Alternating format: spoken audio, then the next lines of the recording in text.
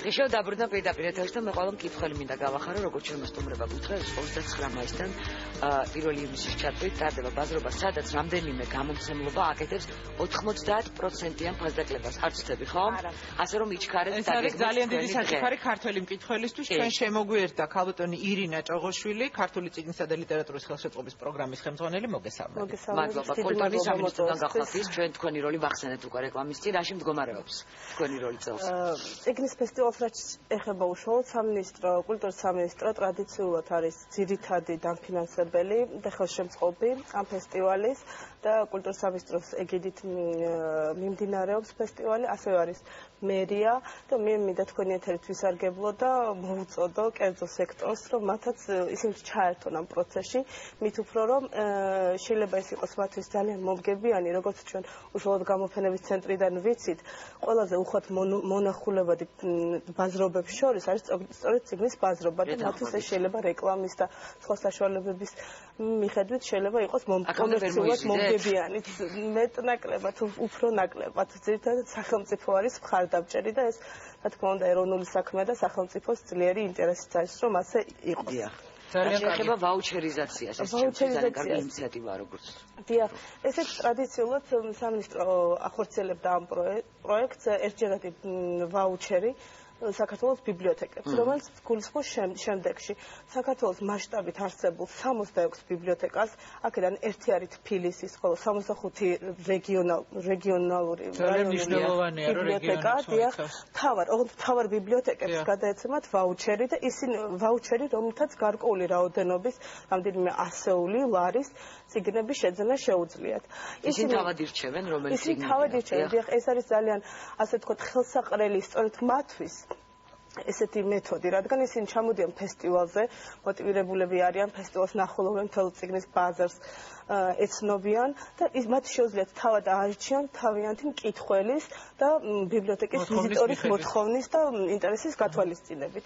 და თვითონაც ძალიან მოტივირებულები არიან, როგორც წინა წლების შედეგები გვიჩვენებს, ყველა უკლებრივ იღებს ხოლმე მონაწილეობას და სამინისტრო სრულად აფინანსებს. ძალიან კარგი საჩუქარია სამინისტროს მხრიდან, მე მგონი ეს რეგიონული ბიბლიოთეკებისთვის. ამ პროექტს თავისი სკეპტიკოსებიც ყავს ხოლმე სამწუხაროდ, რომლებიც ამბობენ, რომ წიგნი ქალაქში აღარავის ჭირდება და მთიან რეგიონში ეს არ არის ეს სამწუხაროდ. სტატისტიკას არ მოეწევთ, საიდან იცით?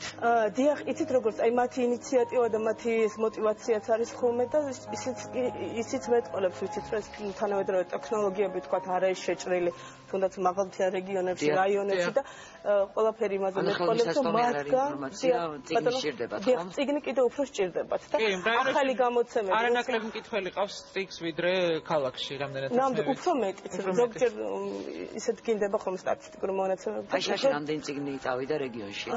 შარშენ ისეთ როგორი რაღაც მოხდა, შარშენ არ ჩატარდა ეს პროექტი, იმიტომ რომ მანამდეც იყო ესეთი ზოგჯერ ტარდებოდა 2 წელიწადში ერთხელ, ზოგჯერ 3 წელიწადში ერთხელ. შარშენ აპირებდნენ რომ გადასულიყო შემდგომ რაღაც ამათი ჩამოსვლა გაჭირდა რაიონში არსებული ბიბლიოთეკარების და გადაიდო წელს. შარშენ წინ ჩატარდა, უკლებრივ ყველა ჩამოვიდა და დაახლოებით 50,000 ლარია, რითაც ეს პროექტი ძალიან კარგი რაოდენობის წიგნი გავიდა ალბათ. მათთვის მომგებიანია სწორედ ფესტივალს, იმიტომაც ვამთხოვთ, რომ გარდა ამისა ხელი ეწყობა ასევე გამომცემლის რგოლსაც, წიგნის მოვაჭრის რგოლსაც და მათ გარანტირებული მყიდველი ყავთ, თუმცა ეს ისაც არ აკლია წიგნის ფესტივალს, უკვე ისე არის საქმე, მაგრამ დიახ, იმის თქვა მინდოდა, რომ ისინი მათთვის მომგებიანია რეგიონებისთვის. სწორედ ამ დროს ძალიან კარგი. მასე თქვენ თქვით კატალოგთან დაკავშირებით, რა ძალიან მნიშვნელოვანია აგრეთვე ხო ფესტივალის მსვლელობისთვის. დიახ, ჩვენ დავიწყეთ ესეთი პრაქტიკა, 3 წელია უკვე მზადდება ყოველწლიურად კატალოგი ფესტივალის, რომელშიც სხვადასხვანაირ შინაარსს ვიფიქრებთ ხოლმე. წელს არის ასეთი, ანუ ძირითადი მისი ნაწილი არის ყველა მონაწილე გამომცემლობის და სათბურთო ორგანიზაციის შესახებ მოკლე ინფორმაცია, ლოგო, სამწუხაროდ ჯერჯერობით არ არის ძალიან სქელტანიანი, ჩვენ დიდი იმედი გვაქვს რომ ისეთი იქნება, მაგალითად როგორც ფრანკფურტის წიგნის ბაზრობის სამსისქე კატალოგია. თუმცა ჩვენ დროთა განმავლობაში ასე არ სამწუხაროდ საქართველოში ხა ესეთი მარტივი ჭეშმარიტება უნდა ვთქვა, მაგრამ ლიტერატურული ინფრასტრუქტურა ახლა იკიდებს ფეხს. მიუხედავად იმისა, რომ თითქმის 20 წელია საგამომცემლო საქმე დაიწყო აქტიურად საქართველოში საქართველოში მაინც ჯერ კიდევ უამრავი პრობლემაა გადასაჭრელი, ამიტომ ჩვენ ვიწყებთ და ყველა შემდეგი წელი ალბათ იქნება უკეთესი. წელს რაც გვაქვს და რაც ძალიან მომწონს, ჩვენ ამ პროექტში ჩავხდეთ ქართველი ლიტერატურული ბლოგერები, 8 ადამიანი, რომელიც კონკურსის წესით შევარჩიეთ და მათი კი ეს არის სიახლე, კონკურსის წესით შეარჩიეთ? ეს ჩვენი ვალდებულებაა, რომ ყველაფერი კონკურსის წესით უნდა შევარჩიოთ და არ არის ეს ცუდი, იმიტომ რომ ძალიან დემოკრატიულად მიდის ეს პროცესი და ყავს 8 საუკეთესო ბლოგერი, რამდენი ყავს ესე ზოგადად? ბევრი ათობით და ასობით, მაგრამ აი ვიწროდ ლიტერატურაზე არც ისე ბევრი წერს. აი 8 ადამიანი, რომელთა რევიუებიც მოხდა, ჩვენ ერთადერთი პირობა მივეცით, რომ 2013 წლის მაისიდან დღემდე გამოსული ერთი რომანი ან პროზაული კრებული უნდა შეერჩათ, სრულიად მათი ინიციატივით შეირჩა წიგნების და გამომცემლებიც და ძალიან საინტერესო სურათი გვაქვს.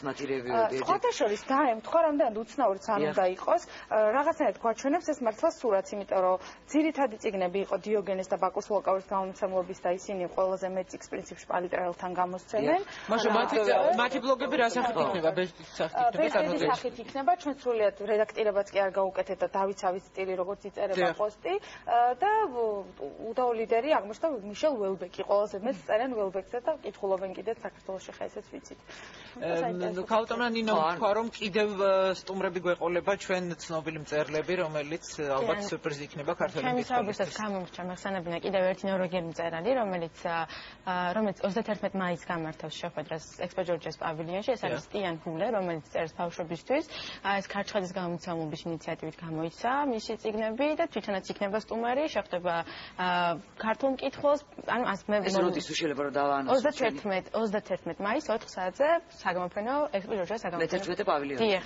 რაც შეეხება ჩვენ ქართულ ავტორებს, მე შევსწრებილა რამდენიმეჯერ როგორც ხედან, გარშემო როგორ ევლებიან მისი მკითხველები და იქ მიდის ავტოგრაფების გაცვლა, წიგნების გაცვლა. წელს ვინ იქნება ესეთი ქართული? ქართული ანა კორძაიას სამანდაშვილის შეხვედრა იქნება საჯარო ბიბლიოთეკაში, ეს იქნება 21 ხო, 20 საათზე. ვისაც უყვარს ანა შეუძლია მოვიდეს ბიბლიოთეკაში და ანა გასცემს საინტერესო თემაზე სხვათა შორის ეს არის დიდი ლიტერატურა, რომელიც ითვლება საკმაწყვილოდ. მაგალითად ერთ-ერთი არის განძის კუნძული, როგორც კულუარებიდან ვიცი, ხომ თქვა ზუსტად არ მითხრა, მაგრამ ეს მართლა ძალიან საინტერესო თემაა, რატომ ინათლება ასე ვთქვათ, მართლა დიდი ლიტერატურა ზოგჯერ მხოლოდ ბავშვებისთვის საკითხავად და თან როგორც იცით, ჩვენი ფესტივალი ემთხვევა ბავშვთა საერთაშორისო დღეს პირველ ივნისს და მეტნაკლებად ბევრი ღონისძიება მივაბით. ანუ ეძღვნება ბავშვებს? ნუ ეხლა იქნება საკუთრებით, მაგრამ ბოლო დღე იქნება ბავშვებისთვის.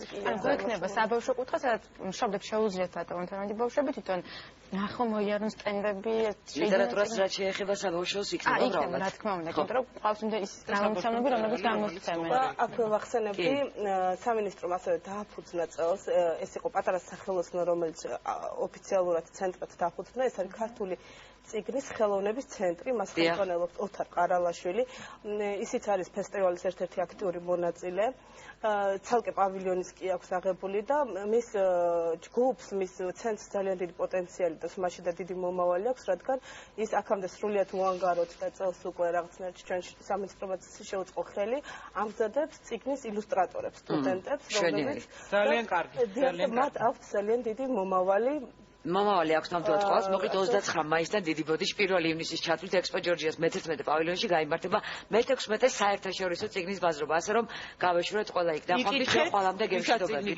ძალიან კარგი საშუალება გაქვთ იმისთვის. დახვდით ყველა